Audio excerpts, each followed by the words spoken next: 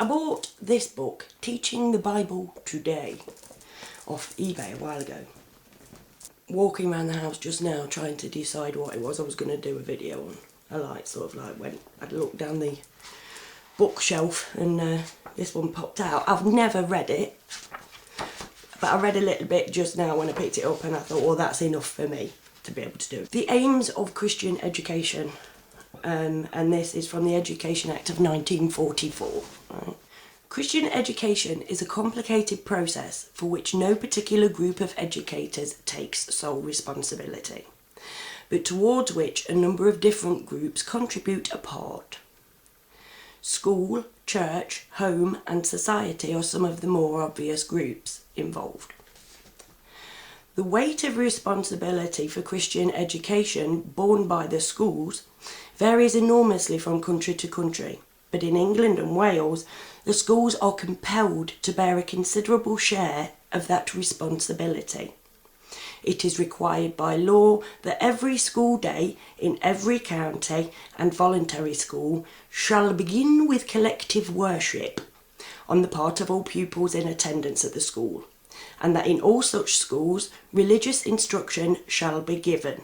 I know that was 1944. We may have a completely different Education Act now, for all I know. But the fact that this was 1944, right, explains why the generations before me got brainwashed.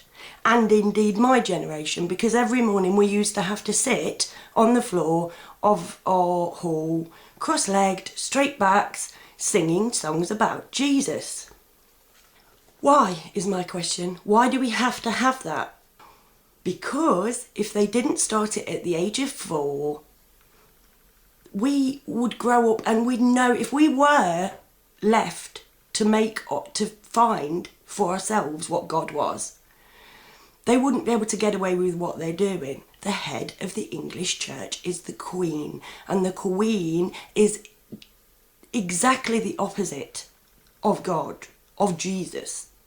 But we're taught from the age of 4 that it's all okay.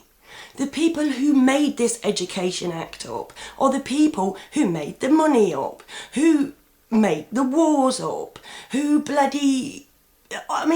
at the general election, right?